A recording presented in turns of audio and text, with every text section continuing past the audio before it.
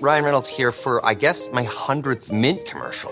No, don't. I mean, honestly, when I started this, I thought I only have to do like 4 of these. I mean, it's unlimited premium wireless for $15 a month. How are there still people paying 2 or 3 times that much? I'm sorry, I shouldn't be victim blaming here. Give it a try at mintmobile.com/save. Whenever you're ready. $45 upfront payment equivalent to $15 per month. New customers on first 3-month plan only. Taxes and fees extra. Speed slower above 40 gigabytes. See details.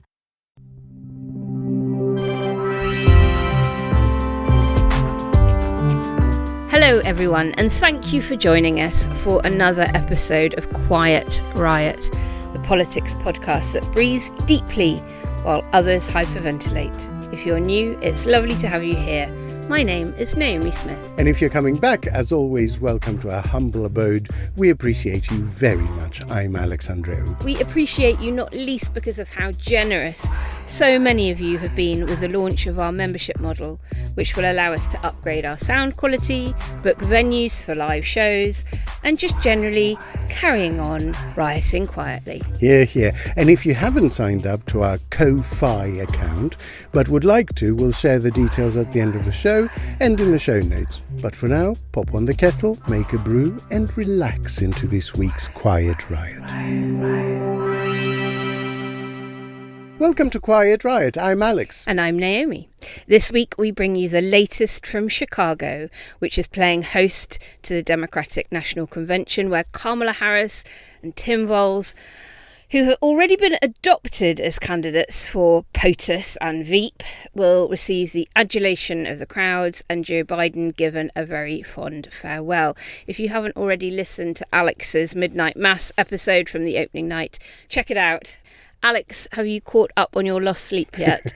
Just about. I'm in Chicago time now, officially. Okay. Folks, they're several hours behind us in Illinois, so I hope you appreciate how much kip I forgo to keep you all in the loop. However, it's not just the USA we're talking about this week. We're also going to do a deep dive into all things industrial strategy. What is it? Why do governments often talk about it but not deliver it? And what is the current state of play for it here in the UK? And joining us today is someone who couldn't be more expert on the subject. He was once chief economist at Shell.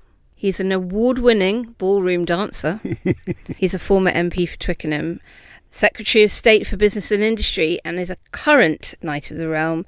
It is, of course, Sir Vince Cable. Welcome, Vince. Thank you very much. Vince, you made a celebrity cameo on Strictly Come Dancing once. Are you disqualified from being a proper celebrity contestant because you're just too good? That's a very flattering way of saying it. I think probably their judgment was I'm too old. But not at all. I have kept going. I do exams. I was, quote, highly commended a few weeks ago. Amazing. So I do my exams. But, yeah, the show was a one-off. I was a member of the cabinet, actually. I shouldn't have been doing that in my spare time, but I did. And I got a 10 out of 10 from Len Goodman, which is high probably praise. The height of my Wow. CV. But no, it was a one-off, and I'm happy to have it in the past. What's your favourite dance to do? Foxtrot, probably. Ballroom, you don't need to use your hips quite as much as in Latin. Yeah. So I'm. And how did you get into dancing in the first place? Basically, what had happened was my kids had grown up. My wife, late wife, Olympia, and I wanted to do things together, so we went on to a dancing school. And the dancing school progressed to exams and then private lessons, and we got better. And when she sadly died, I was looking for things to do to keep my mind on something positive. So I started dancing with my teacher. It took me to a different level, and you've kept on that basis. Fantastic. Are you good friends with Jeremy Hunt? Well, I know he's a mad key. Apparently he's very good at salsa. I haven't seen it in action, but I'm told he's very good. He's got a sprung dance floor in his house, apparently, for practicing the lambada, which I understand is I'm told he has a mansion, but I haven't seen I haven't seen the floor. Quiet Riot. It is time for us to stumble speedily through the news in as close to a minute as our tortured tongues will permit. Producer Kenny is still glugging iron brew and eating his porridge up in Scotland, so I'm still going to be timekeeper in chief for another week or so. So I shall get my stopwatch on the go. Alex, are you ready? Are you limbering I'm as ready up? as I get so anxious. Vince, if you're not familiar, this is where we try and rattle through the news in under a minute and never fail. Never manage it. No. Okay, I'm going to start the clock in 3, 2, 1, go. President Biden gave an emotional farewell speech to the Democratic National Convention. Kamala Harris said, "I love you" to Biden, something her opponent, Trump, has said only to himself, Vladimir Putin and Kim Jong-un. 74,000 prosecutions for rail fare evasion could be unlawful because rail companies were caught out by the wrong legal procedure, much as they were caught out by the wrong snow, the wrong leaves and the wrong people running their companies. A massive brown lump travelling at 1 million miles per hour has space scientists baffled. NASA says it could be a brown dwarf star, a gas giant or Elon Musk's ego. In the latest bid to deal with illegal immigrants, British travellers to Europe will have to pay €7 visa waiver fee from next summer. Pakistan's parliament is reportedly under siege by giant rats. The UK's parliament has earned itself a breather as Nigel Farage is off to America again. Jacob Rees-Mogg says he has written to his children the day before the election, warning them he might lose. He toyed with the idea of telling them, but the east wing gets too much natural light. Monday's moon was apparently a blue moon and a red moon and a supermoon. What an attention-seeking little planetoid. The last 31 Ted Baker stores closed this week in a literal tale of rags to riches and all the way back to rags. London's Somerset House, where we record Quiet Riot, was damaged by fire. We may be the hottest podcast, but we were nowhere near the building at the time. Stop the clock. The time of shame is 1 minute 12. That's not too bad. We're getting quicker. We are getting quicker. We are definitely getting quicker. Good. Quiet. The Democratic National Convention is coming to its climax, and the one phrase that seems to have captured the spirit and being echoed by most trying to describe it is a passing of the baton. Not just from Biden to Harris, although that is the emblem at the top, but from one generation to the next, from one way of doing politics to the next, but also from one way of campaigning to the next. If the Harris-Walz campaign is characterised by anything, it is by embracing the grassroots-generated meme, grabbing opportunities in pop culture without thinking them to death, echoing the slogans offered by the crowd, not taking themselves too seriously, and responding to attacks with a lightness that pricks the balloon of Trump's pomposity. I have been deep in the weeds of this one. So, Naomi, just from the bits that go viral and penetrate the Anglosphere, what's your impression of it? My overriding impression is what a difference a month makes. If we go back a month, we were expecting this to be an almost funereal vibe. Democrats would be unhappy. There would probably be tension there about whether or not Biden should still be the candidate. I don't think anyone a month ago was looking forward to this convention. Or if Biden had stepped aside, then they were expecting to be in the midst of the equivalent of the Red Wedding in Right. Game of Thrones, basically, an absolute bloodbath as everyone grabs for the crown. So I think people have whiplash. The about turn, the screeching of the brakes and turning into a direction of fun, of hope, of humour is quite extraordinary. And that speaks volumes. I love the diversity of it. I think that should give courage to progressive political parties here in the UK, that you can be proud in championing and empowering and positive about diversity of candidates. They're rolling out a lot of very great celebrities, and the whole thing just feels shockingly upbeat. And I say shockingly because nobody a month ago was expecting it to be anything like that. How about you, Vince? Have you been glued to C-SPAN, or do you have a slightly more wide-angle lens? Well, I don't know very much about American politics. I could probably tell you more about Indian elections or the Chinese Politburo, things I'm working on, but I get a bit worried, actually. I mean, I share a lot of the prejudices of people who are deeply worried that Trump might get re-elected. And obviously delighted, as you are, lovely candidate, diversity, attractive, buzz, all those things.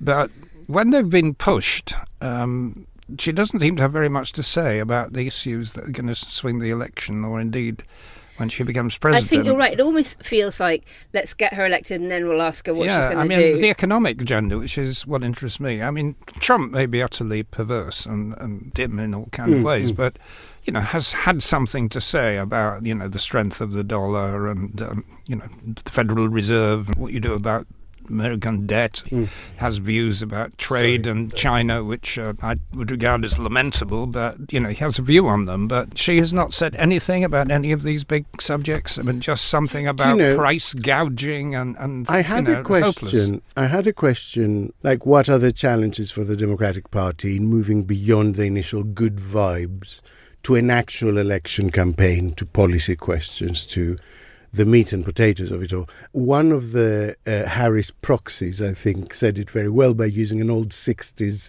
advertising aphorism, saying, right now we're selling the sizzle, we will get to the steak. And I guess part of it is that the campaign is so compressed because you have a new candidate. It was very difficult for them to just go out there and be, right, we're going to talk now about, industrial policy or pricing or inflation, without generating a kind of buzz and also getting people to know them personally. But then I had a thought that maybe this is a vibes election, actually. Maybe no one cares about all this stuff, Vince. And even though that is actually a little bit depressing. Yes, I don't believe that. I mean, Trump has one big offer, really. I mean, he was president when wages were rising faster than prices. People felt better off. It may have had nothing to do with him. But it was a fact, and, he has a very good selling point with people who aren't necessarily very political or care terribly much about constitutional issues. And she's got a lot to answer because she's been in an administration where the opposite's happened. And again, not their fault, COVID and all that. But there is a big question mark that she and her team have to say something very serious about bread and butter issues. And she hasn't said a word. I probably lie somewhere in between you both. There is, of course, for most of our listeners and for people like us, a need to know what it is you're getting. And even during our own general election campaign in the last 6 months, we were talking about the Ming-Vase strategy, and we didn't know what a Keir Starmer vision for the UK really looked like, and it was a say nothing, get over the line, let this be an anti-conservative election rather than a Labour victory election. It could well be that this is where they are in America now. Let Trump fail rather than say anything that might disrupt the good vibes at the moment that she's getting. The big difference is that Starmer was 20 points ahead. So that sort of strategy makes points ahead. I think the British election actually illustrates the problems with that. The Ming-Vase approach, that you get into government, the minute you do something remotely controversial, which they've been doing on pensions and so on, and not particularly dramatic, a small bite in terms of what they're going to have to do, people go bananas. The government's letting us down, they've failed. Because you adopt a Ming-Vase strategy, you've built up no momentum. No buy-in to radical action. Yeah, you don't have a detailed mandate, basically. Yeah, and I think there's a certain parallel with what's happening across the pond. I suppose where I am is that there are people who just want to see the back of Trump forever. They really don't want to go back to those days. They are very worried about some things. Reproductive rights is the one that comes up very frequently. They just don't like him. He's a felon in their eyes, not good for America, not good for sort of leading the free world, as they like to describe it. And then there are the swing voters who do care about things exactly as you mentioned, Vince, the cost of living, wages. Are they going to feel better off or not? But beyond that, I don't think they will care about any other policy detail, like, where does she stand on regulating tech giants, all of those sorts of things that we would ordinarily expect any kind of manifesto for a big leadership position to have gone into some detail on. And I suppose they just need to think about, are we saying something that is going to move a swing voter closer to us or further away? And at the moment, I think they feel that they're doing everything right. Well, I hope you're right. Quiet. Riot. Alex, they always wheel out the greats. Even Jimmy Carter sent his grandson to do a speech, but the big one was the Obamas, both of them. Yep. either one of them stand out for you in particular? Oh, they both did. I mean, they are just magnificent at the pulpit. I don't think there are two people comparable to them right now. Let's have a little listen to Barack Obama. We do not need 4 more years of bluster and bumbling and chaos. We have seen that movie before, and we all know that the sequel is usually worse.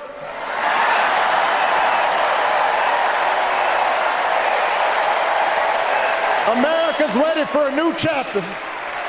America's ready for a better story. We are ready for a President Kamala Harris. And I think, actually, Vince, because what had been pre-briefed to Network News was that it was Barack Obama and Michelle Obama's speech, we'll talk about in a moment, that were meant to do this pivot. We've said goodbye to Joe Biden. We've had our feel-good moment, our moment of joy. We're now going to pivot to being a party that is in campaign mode, basically. And two things stood out. First of all, that Barack Obama is setting up this, even though she is the vice president and she's in power, he's setting it up as a party of change, as this being the change. And Donald Trump being the old politics that people already know all about. And I don't know whether that will prove to be a successful strategy or not, but it is certainly a clever little device. And then Michelle Obama, her speech was incredibly hotly anticipated. And she went one step further in setting up the economic argument, which you put forward, but again from a quite generic, emotional narrative point of view. And I'd like you to listen to this. She understands that most of us will never be afforded the grace of failing forward. We will never benefit from the affirmative action of generational wealth.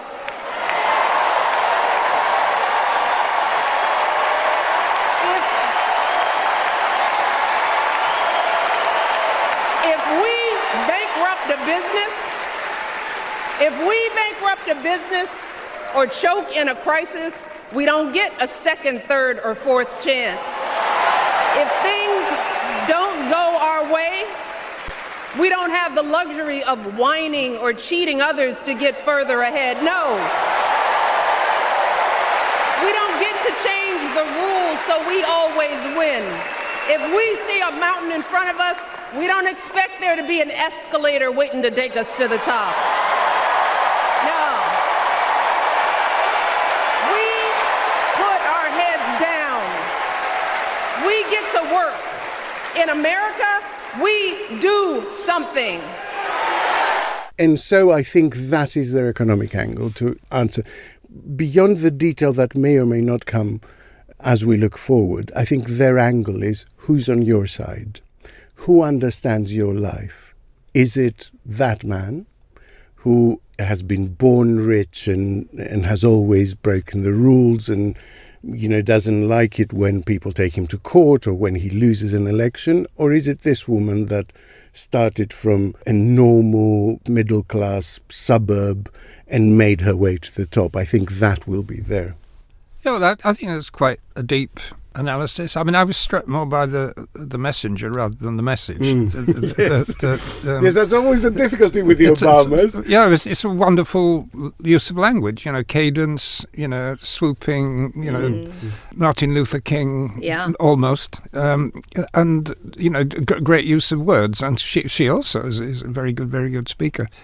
And I think that the messenger, in the sense that they have a story to tell about how you get to the top without playing on the race card or the gender card, and, you know, just on your ability and your charisma. So I think that's what came across to me rather than the message that we're trying to sell. And Trump camp, let's talk about how they responded, because they've played both the race and the gender card. They've thrown the slurs about, oh, well, is she Indian or is she black, or she's probably neither. If you're either of those things, you can't believe her to stand up for you. They've thrown the where she's not really a mother because she hasn't had her own birth children. She's These only are the been a cat step lady parent. stuff, And yeah. the cat lady stuff, and exactly. So, they sort of seem to be desperately scrabbling to react. And again, probably because of the whiplash, they did not see this coming. Yeah. It was very much their election to lose a month ago. How is it going for them? Listen, I have to say, they didn't see this coming. It's the thing they've been pushing for 2 years. They've been saying he's too old, he's lost it, they need to get rid of him, he's not fit to be president. And then when it happens, and the most likely replacement takes over, they seem to have zero strategy, oppo research, or clue as to how to deal with her, which I find quite extraordinary. It's like, it's the thing you've been calling for. Did you not have a plan B when for 2 years you've been saying they need to dump Biden? Anyway. But I think the sort of fundamental issue that they're not addressing at all, really, which is, I think probably what a lot of middle American, like middle British people are listening to is are you broadly in favour of, letting business do its thing, right? Which is the kind of Nikki Haley, sensible, tolerant, but centre-right type of politics? Or are you into the radical left, as they call it in America, which is, banging business, sticking controls on everything, spending lots of taxpayers' money, which I get the impression that the Democrats are not really addressing that? Well, all I will say is that there were genuine Republicans at the DNC as part of Republicans for Harris who reject wholly and fully everything the Trump campaign stands for. And other than probably some Russian agent posing as a Democrat, there were no Democrats at the Republican convention. I mean, the thing to say about that is that it then clashes with things like the message on abortion coming from the Trump camp. And I think Tim Walz has just picked up that apart so beautifully with his little key phrase now, mind your own damn business. I got the impression Trump's rather backing off that. I mean, this is a guy without any beliefs, whatever, certainly not a devout Christian. I agree completely that he's completely reversing on that as fast as he can, but he's now been tainted by it and made this election, the election about a national ban on abortion, whatever he says about it now.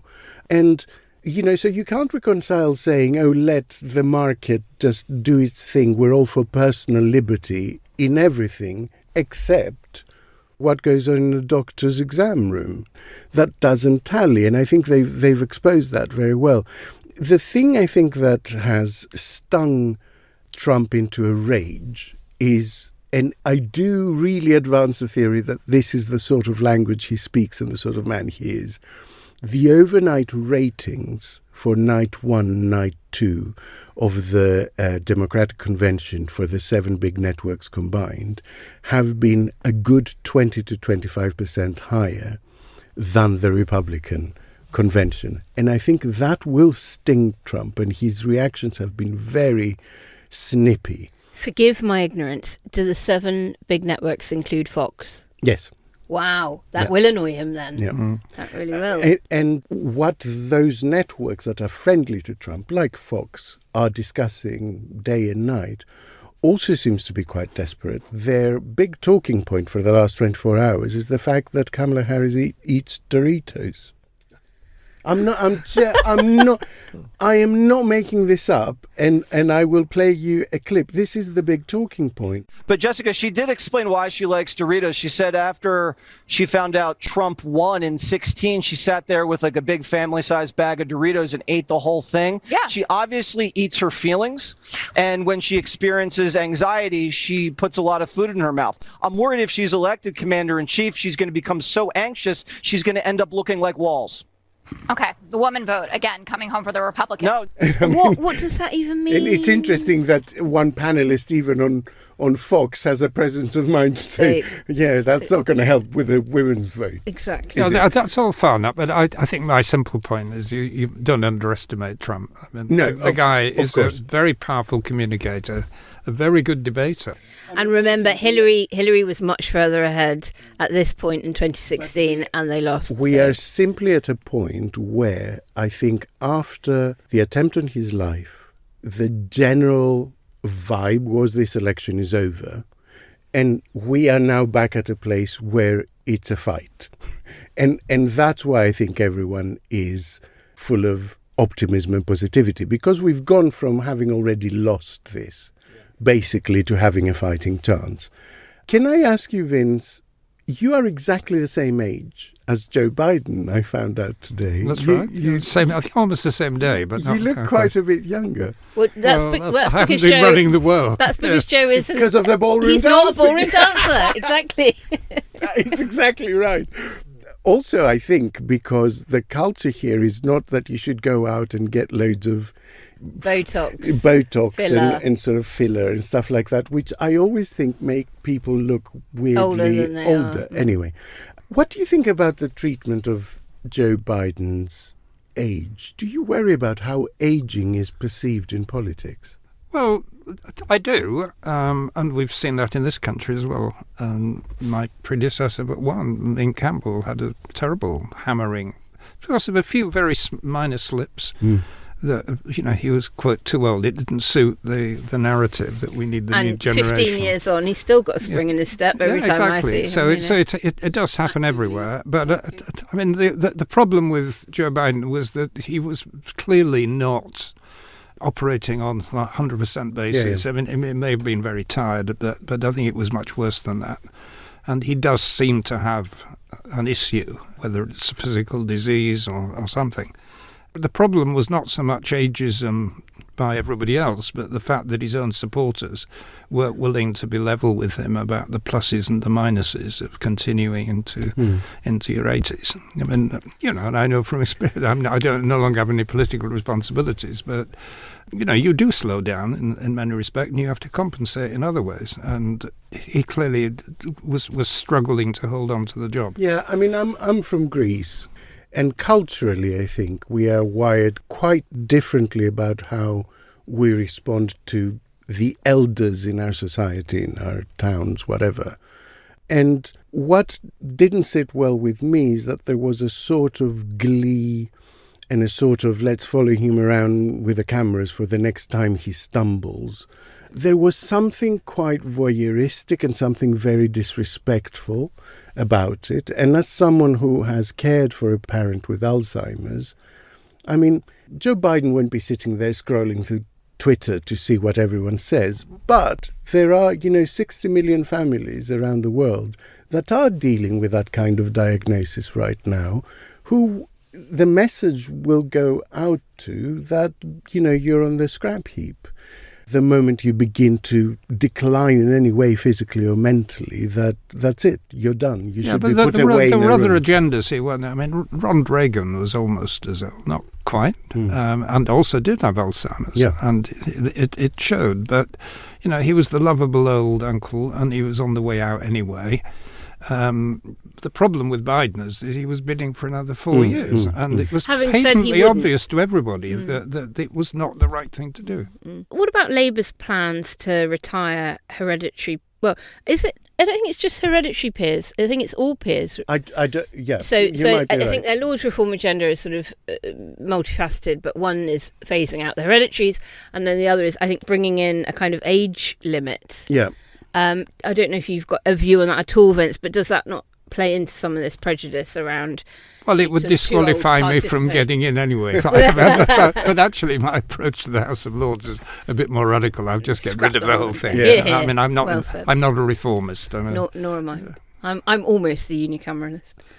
But what did you think about that policy in any case? The phasing out on the basis of age? Well, it's a rather weak response to a big problem, which is that we have a second house which is bloated, undemocratic, massively undemocratic, and frankly corrupt because of the large numbers of people who bought their places. If you're listening, Keir, and I know you do occasionally, you can do another. You can do at least 25 years. Well, what I would say is to retire people on the basis of attendance. Actually, because there are people who don't show up enough, or they don't debate enough, they don't vote they enough. nod in, or claim their daily allowance, and the Rolls Royce doesn't. As someone I know very well used to just sign in to get the.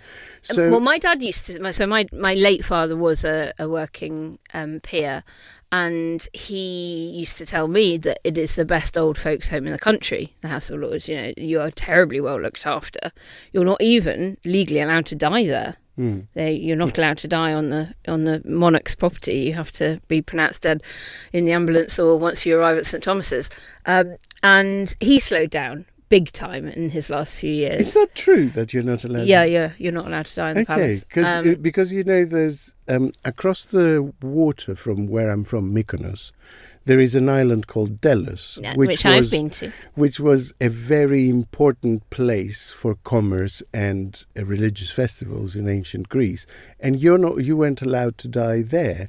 There was a little island across the water from that they took people to die and buried them. Sorry for the slight interjection. Diversion. Yeah. And he declined and said, he was a massive constitutional reformer and was very, very up for abolishing the laws and replacing it with something more democratic. But he certainly began to say, I'm now not really able to deliver a speech and I should retire. And it was the whips that tried to stop him. I would do it on some basis of participation in debates and voting, because it seems to me that to keep, Lady Moan, who has been on a yacht outside the country for the last 2 years as a peer, and get rid of Dubs, who regularly campaigns on a particular issue and participates in debates and votes, would make zero sense whatsoever. But if you're worried about age in the House of Lords, you should probably be looking at the other end of the spectrum, because, they've just had a young woman who was in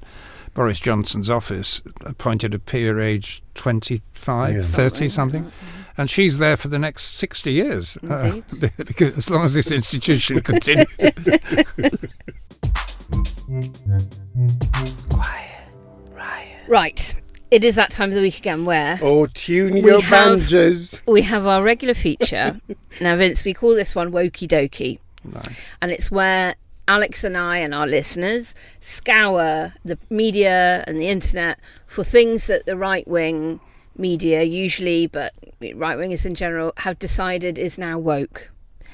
They will hit upon something that they think this is wokeness gone mad. Last week it was Harley Davidson's. Apparently they are now woke. Well, in my appearances with Lee Anderson on GB News, I recognise the phenomenon. Well, there we go.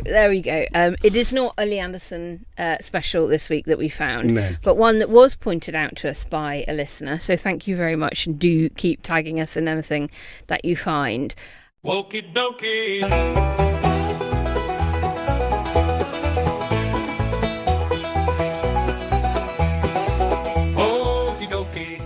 It was an exchange between Kevin O'Sullivan, who is a host on Talk TV. That's right, Talk TV. He's the one that looks a little bit like you let some air out of Mike Graham. Right, yes, I know the one. So he got an absolute bee in his bonnet because he read, it turns out, just the headline of a review of a show called Sherwood. And he tweeted, "When woeful wokery becomes pure comedy. In the BBC's new Robin Hood series Sherwood, the Sheriff of Nottingham will be a lesbian. Apparently this is to modernise the famous old story. Britain's ludicrous state broadcaster, where sanity goes to die." And this was jumped on by a lot of the usual suspects. There's an army of blue tick commentators underneath saying things like, and I quote, "Modernise, how about they have some new stuff instead of the same old rehashed classics? Change everything, then it's easier to tell our kids what the past was based on the BBC's opinion of facts. Far left organisation in rewriting history, shocker. Oh, for goodness sake, can we not enjoy anything as it was originally written?" And, of course, Alex Phillips, formerly of the Brexit Party. Now Talk TV, I think, who chipped in with, yes, lesbians, the baddies, those evil women who don't fancy men, are not men, and don't want to chop off their bits and become men. Which was an interesting way to weave her particular hoodoo into a completely different thing. Now, all this changed when the writer of the series responded to Kevin O'Sullivan. What did he say? Well, this is, of course, James Graham, renowned playwright. He says, "Really good point, Kevin, apart from a couple of things. Sherwood is a drama set in the modern day. It has nothing to do with the old story of Robin Hood. The role of sheriff is a real civic position in Nottingham, taken up by rotating councillors. It has been occupied by women several times. Thumbs up emoji, leading to Kevin to delete his tweet and apologise. So the moral of that story, listeners, is... Again, I got it wrong. Memo to self when reading the Times, read beyond the headline. Exactly. So the moral of the story is, call it out when you see these terrible people saying ridiculous things. I would say the moral of the stories is call it out, but not too quickly.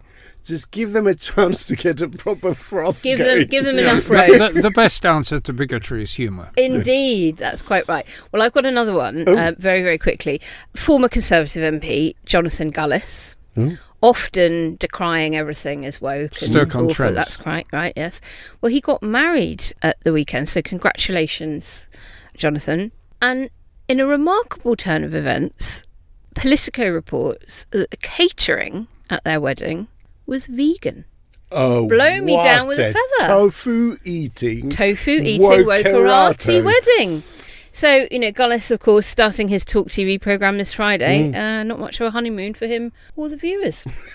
Yeah, it may have been cheaper. Quiet. Riot. The Libertarians, many Tories and any other brand of market fundamentalist will tell you that the best thing any government can do for business and industry is to simply get out of the way, to be laissez-faire. They're wrong. You only need to look to Germany for proof, or even over to the USA, where market rhetoric actually often conceals proper long-term planning and state investment. Government shapes the British economy every day. It makes decisions about skills, universities, research funding, the size and location of new mega infrastructure projects. It decides what we buy, how we buy it, how to regulate products, and how to tax both the product and the transactions around them. And all of that sends messages to business, consumers, foreign investors, trading partners. With a new government comes renewed hope that the UK will once again have an integrated industrial strategy that will help deliver the growth our economy very desperately needs. So we're going to get into all of that now with Vince. Vince, when you were Secretary of State with this brief, were you BIS or BAIS? I never know which acronym yours was. I think it was BIS. BIS, so Business, Innovation and Skills. You said in a speech, we can have an industrial strategy by default or by design. Ignoring this reality is not a policy. It is just negligence. Do you think the new government agrees with you? Yeah, I think so, and they've said they do agree with that. We haven't seen it yet, but I think it's important to go a little bit over how we got where we are. I mean, there was an orthodoxy when I came into government, which I partly shared, actually, which was reluctance to get involved in picking winners. We had a lot of bad example from the 70s, the sort of Tony Benn era, and you remember Concord and the wrong kind of nuclear power stations and the rest of it. But I think what happened in the first few months of our government, which is that you're hit by events. There was a prospective closure of the railway plant in Derby because of some rather casual timing in public procurement. There was another big contract for shipbuilding, I think, through the armed services, which went abroad because nobody really thought about the implications of it. So we were dealing with events very reactively. And actually, the Damascus Light experience was actually on a street corner. I met Philip Hammond. I said, "Look, this is a mess. Should we do something about it?" And he was a very dry, free market guy, but realised this is no way to run a country, and we have to be a bit more organised. So I went back to the department. I said, "Let's think a bit more how we do long term." And Michael Heseltine happened to be based in the department. He was a sort of volunteer minister somehow. And he said, "Well, look, I'll help you write a letter making the case for an industrial strategy. We'll send it to the Prime Minister and try and get this thing off the track." Somebody leaked the letter to the media. I was assumed to be the guilty party, but I don't. And so there was a sort of political momentum building up behind industrial strategy. And then we effectively launched it, and with two very simple ideas. I mean, it was not over-ambitious. It was, how do we think more long-term?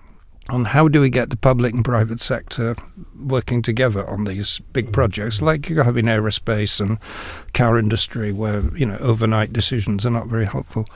So I tried to build on what I'd inherited, And Peter Mandelson had done some fairly sensible things in the last few years of the Labour government, building up a structure around the car industry.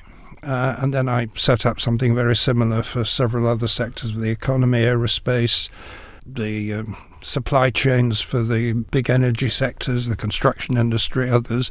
It wasn't very ideological. There wasn't a great deal of money. But simply by getting people around the table, thinking in a much more strategic way about their industries, made a difference. And certainly by the end of the government, we had very, very substantial projects going on looking at long-term innovation in aerospace and the car industry, which have survived to this day and are doing very well. Set up the Catapult network to help small firms buy into innovation in the way that they do with the Fraunhofer system in Germany. We were beginning to think about apprenticeships in a much more long-term way, graduate apprenticeship schemes. We'd set up the British Business Bank to back up ideas with business lending. So you were getting a blend of and yes, you were fresh off of the financial crisis when you came into office, so there was presumably a need for some kind of government-backed lending. That's right. Business found it very difficult to get raise credit. Money, and the economy anyway was in very, very deep difficulty. People have forgotten, I think, how bad the situation was. But I think having an industrial strategy provided a framework, and I think it worked very well. And certainly ever since I left government, people in industry have said, that was a great period from our point of view. When I left office, my successor was called Sajid Javid. Explained to me over coffee one day that he'd got rid of it because he didn't want anything associated with me or the Liberal Democrats. So, and anyway, he was very Thatcherite in a traditional way. But then Greg Clark, who wasn't an ideologue, went back to where we were, got the thing restarted. Theresa May, for some reason I never fully understood, was a convert. She never told me when she was in office, but she was.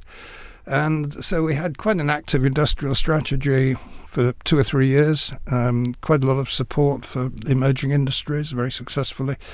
And then, unfortunately, Boris Johnson came in, limited attention span, the whole thing was dropped and wasn't... But doesn't therein lie the rub? You were at Shell immediately before your political career, and in an organisation like that particularly, but in business in general, you have much longer term planning horizons than the typical parliamentary cycle of 4 or 5 years. So is it not that we're just destined for these things to fail purely because of the electoral cycle and an incumbent wanting to defend something and then their replacement wanting absolutely nothing to do with their predecessors' glory and wanting to build something of their own? How do we break that toing and froing over what should be a long-term embedded... Yeah, there is a lot of truth in that. I think it's not so much the electoral cycle, because, governments have been in the last one 14 years, the previous one almost as long. It's more this idea that new governments have to reinvent the wheel.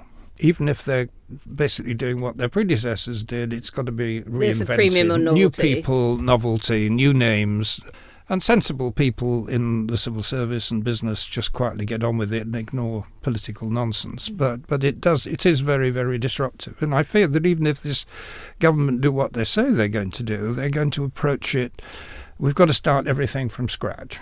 And the big idea that they're very keen to import is BIDENOMICS. And actually that's not the right way, I think, to approach industrial strategy in the UK. Vast amounts of money are being spent in the States on, building up these semiconductor fabricators and so on. We can't remotely compete in that kind of world.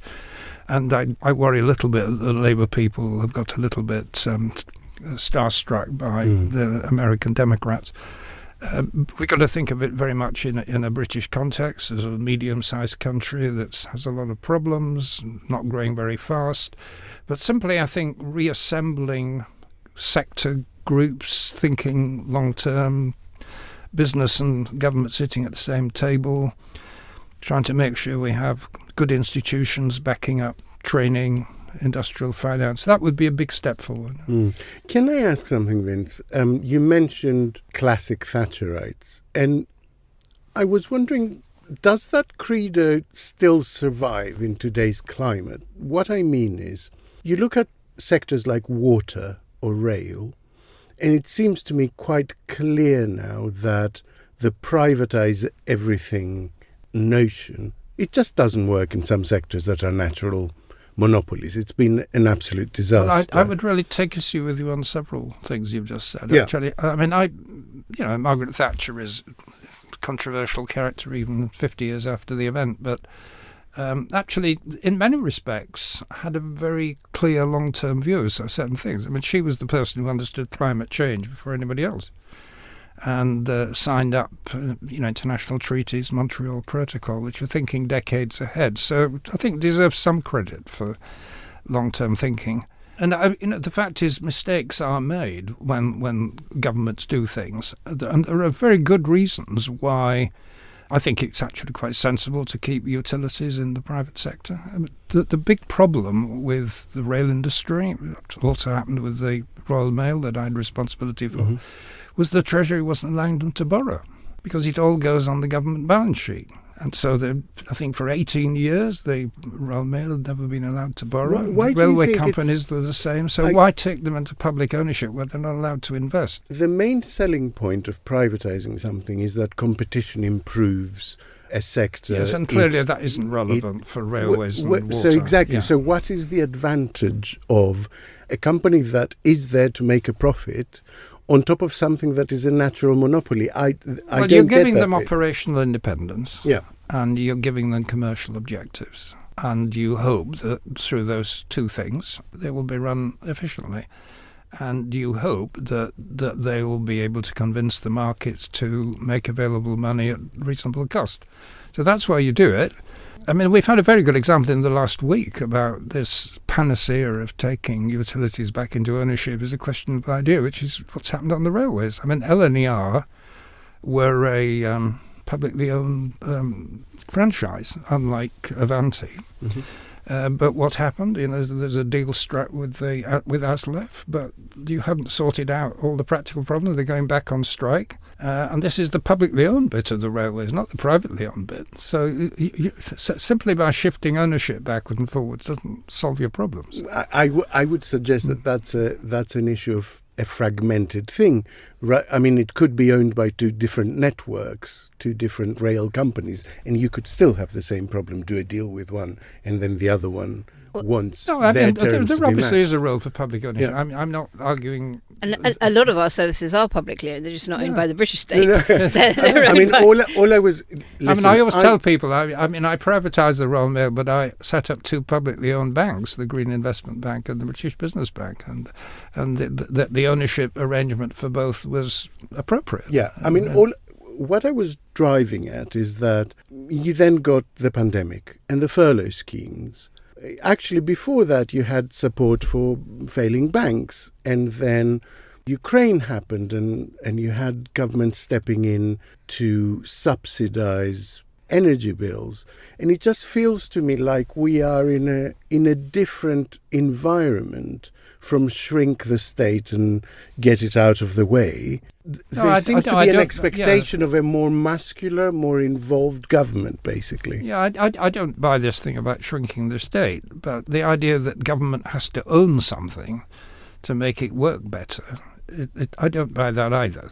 I mean, Anthony Crosland, who was one of my great political heroes, wrote all about this about half a century ago. I thought that the centre-left in UK had got the basic point that what you need is good regulation. Some nationalising stuff doesn't make things work better. I don't think we do have great regulation. I mean, look, all I'm saying is that neither does privatising. No, I agree. Without proper regulation. I'm going to move us on because I mentioned the word integrated earlier, an integrated industrial strategy, and you touched on it, Vince, when you said when you were Secretary of State for Business and Innovation, you spoke to the Minister responsible for transport, for instance. An industrial strategy needs to be cross-departmental. It will touch on housing, energy, transport, immigration and more. And a very key angle, of course, is trade. And it wouldn't be a podcast with you and I on it if we didn't talk about Europe and trade, Vince. We've got business and trade and industry in one department. But the main conversation about our relationship with Europe and the responsibility for the review of the trade and cooperation agreement that comes up in about a year, and any kind of potential renegotiation around that actually sits now as part of the Cabinet Office with Nick Thomas-Symonds. Does that matter? Well, I think at this stage it doesn't matter because, there's not a great deal is going to happen. The British government isn't going to renegotiate membership. The European Union isn't interested in reopening the issue as long as the main opposition party is committed to Brexit. So we're dealing with changes at the margin. But I think it's quite reasonable in the first instance that we should be sounding out the European Union politically through the Prime Minister and his key ministers as to what is possible. And thinking in big terms about our relations with Europe, not just technical trade issues. Yeah. So that doesn't worry me. I mean, what would we worry much more is if they weren't actually doing anything. I mean, the fact is that this is an enormous hole in the country. I think there is a collective sense now that we made a big mistake, but there's also a resignation that nothing can be done about it. And somehow or other, those two things can't continue. Yeah. And if we sort of stick with geopolitics and going back to our first topic about the US, does the outcome of the presidential election in the US impact UK economic strategy and long-term thinking and what it should be if there is a much more protectionist president? How much does the long-term thinking need to be considering what other countries are doing and where our slice of the economy sits within the global Yes, it does. And it isn't just the re-election of Trump. I mean, that, in a way, puts the kibosh on it. But the problem, we've been drifting into a more fragmented, protectionist world since the first Trump administration. And you've been writing about India and China recently, haven't you? And these, in a way, part of my argument is that the world increasingly lies with these superstates, which are not self-sufficient, but they're continent size, right? Because the world system in the World Trade Organization doesn't function anymore. I mean, Trump basically killed it. He stopped sending judges to their appeals panels. The Biden administration hasn't, frankly, been any better. They've put up tariffs, they haven't cut them. So we are in danger of heading into a world that is very fragmented, where economic nationalism is a very powerful motivator. And for the UK, this is disastrous. I mean, the whole premise behind Brexit was that Britain alone is a sort of free trading country. And unfortunately, that's not the world we now live in. And we're going to have to find a way of operating alongside our European neighbours. So with whom we have a lot in common, quite apart from purely commercial interests. Your next book is about China and India. It's out in a few months. But your previous book is about how to be a politician. I mean, you're someone who worked in the context of a coalition, so you understand, the sometimes uncomfortable compromises and slightly strange bedfellows you might end up with. But behind a much revitalised Liberal Democrat group of MPs right now in Parliament sits a small group of Reform MPs. And you are quite literally now on the same side. You disagree about everything, but you are both opposition. How do you cope with parties that are so diametrically opposed when you will need to coexist as colleagues, even in a physical way? Well, I don't think the Lib Dems should walk away from a commitment to electoral reforms simply because we happen to share the same interest or position as the Reform Party. I mean, actually, the Lib Dems, I think purely by coincidence, now have exactly the right number of MPs for the share of the vote. But actually, the lesson I drawn from that is that the vote share was far too low, and that's what we should be trying to boost rather than sitting complacently and saying the system is fine because we've now learned how to operate within it. But no, the system is extremely unsatisfactory, and it's not good for the politics of the country that a constitutional right-wing party, which is Reform, there are some real and very unpleasant and difficult people there, but by and large a constitutional party representing a valid public opinion should be properly represented in Parliament. And we do need electoral reform to make that happen. And speaking of areas of political friction, skills and immigration, how much should a government turn the tap of immigration on while upskilling a domestic workforce? Where do you sit on that issue? Is there a country we could learn from that has done it better than we seem to have been able to do it? Well, all Western countries are struggling with this problem because there is a potentially vast supply of people from poorer countries who want to come and live here. I've fairly liberal views on immigration, but I do recognise that the public, well, most of the public do want to see immigration as being controlled. I think that's the key point. It's not the people against immigration as such, because they welcome overseas workers who've got skills to bring, they welcome overseas students, but they want to feel that somehow or other this is under control. I think actually almost by accident, we finished up with a visa system for employment, which is probably better than we had before. Okay. I mean, as a response to Brexit, they have actually, certainly in the employment space, produced a reasonably sensible visa system. And more liberalised than it and was it before, actually, which is partly why we've had the big jump in numbers in the last few years. Well, I have to say, I remember talking to an Australian immigration expert before Brexit who was trying to explain to me that having a points-based immigration system is a high immigration system because it means that's what's happened. Here are the points, anyone that qualifies can come, basically. And the other big chunk of numbers is overseas students, which is ridiculous. Actually. Why are they included in the thing? Well, it's because of the United Nations statistical convention. It's a rather boring issue. But you're the first person that's given me an answer on that question. I've never known,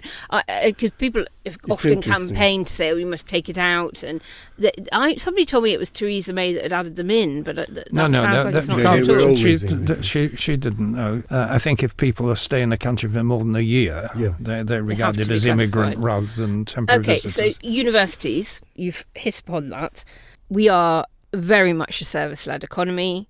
One of our great exports and one of our greatest services is higher education. We have been truly world-leading in that area. And now some of our universities are on the brink of financial ruin. I don't think that's hyperbolic to say, pretty well documented. What would a good industrial strategy look like for the university sector in the UK? Well, first of all, we've got to make sure that the universities continue to function well, because it has actually been a big success story. And although people talk about austerity in Britain, one sector that never had austerity was the universities. And that was partly because of decisions which my party took when we were in government, I personally took, which were made us extremely unpopular and lost a lot of votes, but actually were very much in the interests of universities. It kept them solvent. And I think the combination of those difficult decisions around fees for domestic students and overseas students have meant sure that universities are extremely well funded. They've been able to expand. They've been able to keep up top international standards, attract people from abroad, and mean that larger numbers of young people have been able to go to university for the first time. So, it is a success story, and we don't want to lose that. What I think they now have to do is recognise that the fee level is stuck, made no allowance for inflation. That Labour government, having denounced the Lib Dems for 15 years, is going to have to eat their words and increase fees again. But I think with something a bit more visionary, universities have become academic with a small a, concerned with the theoretical aspects of learning rather than, and we've got this apartheid really now between vocational and academic type education. So I think giving universities a very clear mission to be integrated with the vocational side of education, sort of BTECs and so on, and to treating graduate apprenticeships as a absolutely critical part of university education. Most universities in their sort of charter or constitution have something around engagement with the local community and local business. And in Germany, we see local businesses being much more involved with technical colleges and I think even universities and schools. Yeah, right, indeed. So surely there's something there for us to learn from. That's what I was hinting at. In fact, we need to have something like that here rather than let colleges and adult colleges exist in a sort of separate universe. And they've also got to tailor their offer to what the public want. One of the things we'd hoped would happen in 2010 was that universities would, for example, offer people 2-year degrees so they get it out of the way, get on with their lives. People who didn't want to stay on and do postgraduate stuff. But none of that happened. I think there was one university, Bolton, that experimented with it, but nobody else did. So you've got this traditional pattern of, 3 terms a year, long vacations, 3 years, 4 years in many cases, and the need to rethink the way degrees are actually offered. I've got a grandson, for example, who's just finished his degree at the LSE. He's never stepped foot in the place. He's done as a nomad because he likes that kind of world, remote, digital.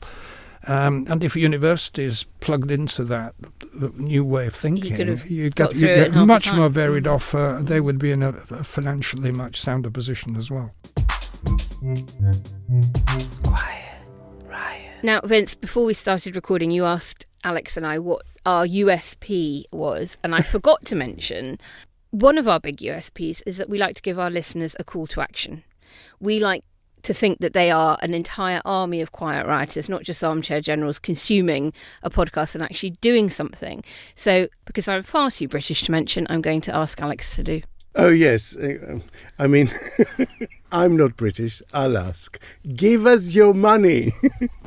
Give us your cash, and you can do so at ko-fi, that's ko-fi.com/Quiet Riot Pod. And that's the end of the show. May I say a big, big thank you to our guest, Vince Cable. Thank you. We love you lots. And please do give us some cash. As Alex said, I'm trying not to be desperately British about this. Lots of you already have, and we are eternally grateful. Thank you, thank you, thank you. There are different levels of membership, or you can do a one-off donation. So if you are able to, if you have the means and you want to keep us going, help this become a sustainable venture, then head over to ko-fi.com/Quiet Riot Pod. And I can tell you, we really do appreciate it. I'm actually a little bit addicted to refreshing the page and seeing the title as each fiver comes in. As someone who is can be a little bit insecure and in need of validation, I can tell you there is no validation as sweet as someone putting their hand in their pocket and giving you a fiver for something that you feel you should be doing for free anyway, because it's the right thing to do and because you enjoy it so much. So thank you. Thank you. Quiet Riot is an audio production by Cooler Heads with Naomi Smith, Alex Andreu and Kenny Campbell. Music by Mariana Sangeeta, artwork by Simona Canelu. Quiet Riot is a co-production with Soundstone Global. Quiet Riot. I love it. Not enough, if anything. We could have done a whole 2 hours. I have a ding-dong with you about privatisation and actually, for hours. Or we could get you back on near the time of the book launch to do a real deep dive on India and China, because I think that hugely undercovered I've done on podcasts. now.